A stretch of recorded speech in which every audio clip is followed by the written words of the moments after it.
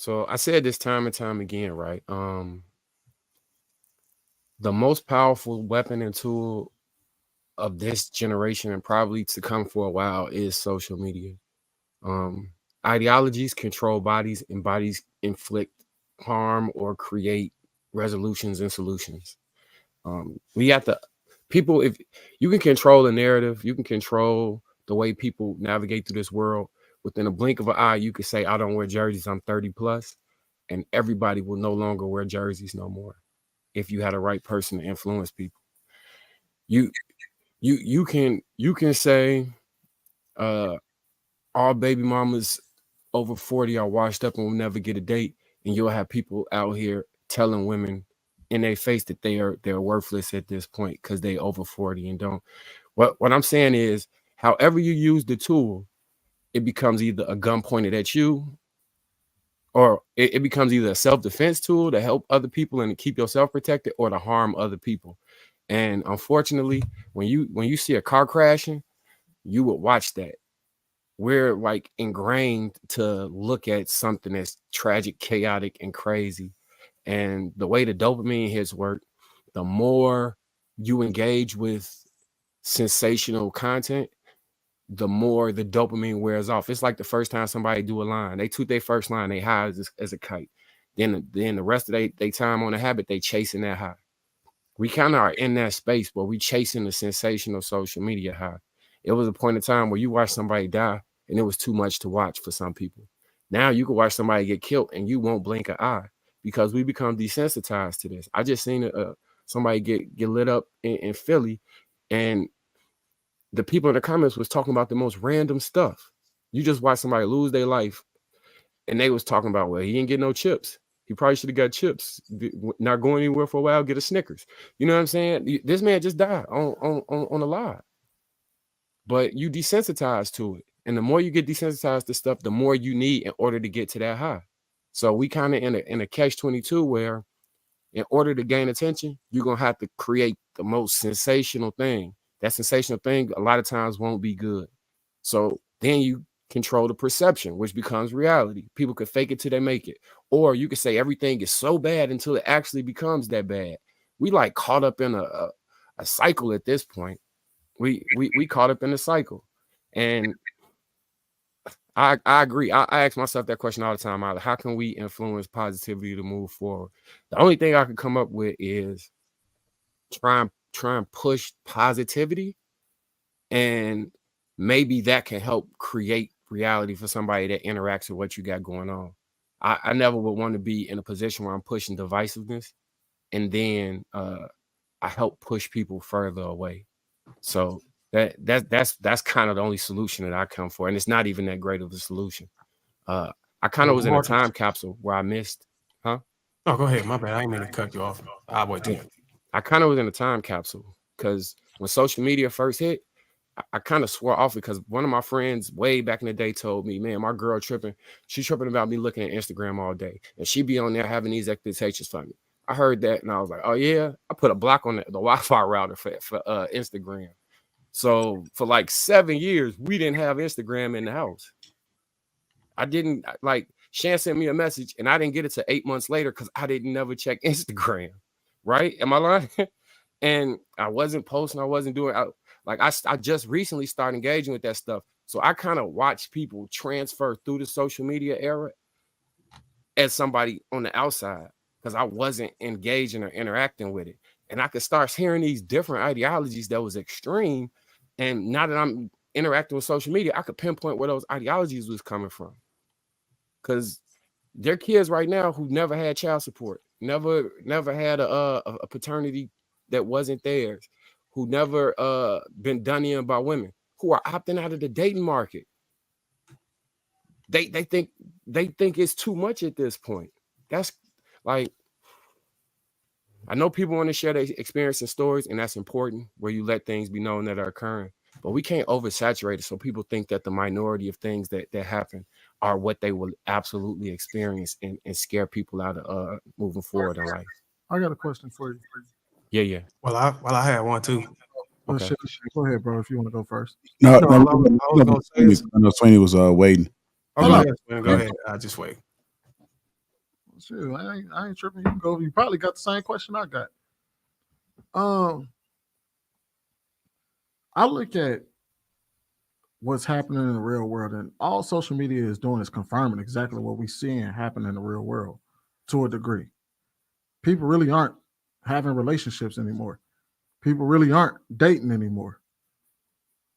I mean, that's a reality. When you look outside, everybody's call it what you want. And I think what a lot of people are experiencing is that they had a bad experience, and then when they go to social media, the content confirms their bad experience. Confirmation bias, so to speak, I guess. So when you know what I mean, the proof is in the pudding. You hear women right now asking, why aren't men approaching us? Why aren't they trying to talk to us? Why aren't they asking us on dates? There was a video just a few days ago where a woman was trying to convince guys to go to brunches to meet other women. The guys were like, no, we good. All right, you know what I mean? The passport bros, that's a real thing that they're doing for real. And the ones that can't afford to do the passport thing, they opting out of dating. They saying I'm good. You know what I mean? You see the same thing on the other side. A lot of women opting out of relationships. Women on TikTok right now, kissing their dogs in the mouth, straight tongue kissing them in the mouth, talking about I love my dog, and that's all I need in this. Straight, I swear to God, man, it's a whole trend on TikTok right now. Mostly white women, but that sounds like bestiality to me. That's on TikTok. Mostly white women, but no, seriously though, like you're seeing it happen right there in our faces, and that can't all be just social media. They have to be outside experiencing that too. They have to be outside experiencing. Now, to Marcus's point where he said that these guys ain't never experienced like a baby mama, that I may agree with, but they are experiencing it. Y'all remember it used to be a time where the women that used to jump in your inbox and ask you for money were all bots. And now all of a sudden these are real people now. Where you message them and they tell you, send me a cash app if you want to talk. Who the hell wants to deal with that? People do that in real life. Yes. Yeah. So Sweeney, I think that goes to my point. I'm gonna use an example to tie in what I'm saying. It's an experiment where they hire 10 paid actors to sit in a room, and every time a bell rings, they stand up. And every time a bell rings, they sit back down. So what they do is they cycle all of the paid actors out until there's new people in there, and they're still standing up and sitting down when that bell rings. They have no idea why they're doing it. They know they just walked in, and that's what they're supposed to do because they're there.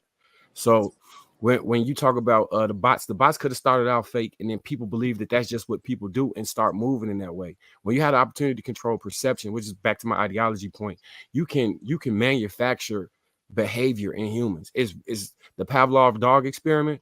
It's all type of scientific data that shows you how in which you can manipulate humans, and it's not that hard, especially in this era. It's really not that hard. And I don't disagree with that, but I think that it's far larger than just people being manipulated. I think they are actually experiencing having these experiences, and that social media may exacerbate, or you may consume and oversaturate your life with the experiences of others, but they are experiencing these things. Because even when I talk to I talk to my clients every day, like who come sit in the chair, and they all telling me the same thing: the dates that they go on, the women that they experience, even the women. Like my wife sits right next to me, and I hear some of the women's dating experiences. I'd be like, have you ever wondered, like, how the fuck did that happen to you? But it's over and over and over and over, and they're really outside experiencing these experiences. And then when you then you bring it up to them, then we and I watch y'all show. I watch shows all the time, so I play them in the shop sometimes, and they be like, "Oh no," because I experienced this, or they understand what is being said because they've experienced it. So I understand that there is a level of possible of manipulation to a degree, but again, I think social media is a creation of us. We're the people. We're the ones that's creating it. The people are coming in. Like if you go in any of these comment sections and them are millions upon millions of opinions of the same exact topic of all these different people with all these different experiences. So we're actually creating the experiment. So Sweeney, the reason that I agree with you but disagree is because when Elon Musk bought Twitter, they had to redo everything because of the amount of bots, right? Those bots, we kind of in a chicken or the egg type of scenario. We know it's hatching and turning into a chicken. We don't know exactly where something starts at. Is it the social behavior that created the way people are acting, or was it a catalyst that created the social behavior? Like you can intercept the human behavior right now, insert a new stimuli, and change all the human behavior from that point on, if you with the right tool, which is social media. What I'm saying is the ability to change, alter the reality of perception, which then becomes reality, exists. It's just not being utilized to do that. It's being utilized to do the exact opposite. Like, it was people shooting and killing in the 90s. The rappers started talking about it. The next generation of kids thought more people were killing and shooting than they was, and it became normalized to them. Now you normalize that. Now they talking about face cards and playing bingo, and you gotta catch somebody. You know what I'm saying? You're not a man, so you catch your first body in certain neighborhoods. These things are a progression of something, and I'm just saying we in the progression of negativity, and it's gonna keep getting worse. I think So y'all saying the same thing. And Sweeney, I really appreciate you showing some type of empathy for somebody who is being whatever you say. I've never heard you speak like that. That's why I was like, what, Sweeney? Yes, clap clap for Sweeney, caring about somebody other than himself. But yeah, y'all saying the same thing. Sound like it's just different ways. You saying that there was a stimuli that came in the petri dish, and he's saying that like, come on, man, y'all trying to sound smart and stuff. But yeah, I think real quick, I just be cracking jokes, y'all. Forgive me. Who's teaching these people how to be better in relationships? And like you said, Marcus, it is a stimuli that was put. I think it's an agenda against the colored community, a certain group. Now, you don't, I mean, we don't have to agree, but I believe it's targeted towards a certain group. There's been a CIA, I could send you all types of links of CIA experiments done on our community, and it's right in our face, with us causing a divide between sexes because look, they stopping abortions. You know why? Because they want to make sure that the white population stays the majority, right? Because we're gonna have our babies. I guess, I don't know. I'm guessing. I don't really know. I don't have that experience, but in our community, I see a lot of women, constantly having kids. I'm like, dang, you're not done yet. So I think our rates are higher than there is an agenda, places, like you said. So who's gonna teach our people how to stop, like you said, not to change the stimuli from changing us to be divided to more, let's share resources.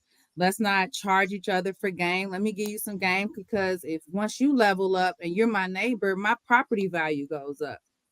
Once you start investing in your home and putting a level up, I need to be able to afford it too, right? You know what I mean? I can't stay a shack on the corner.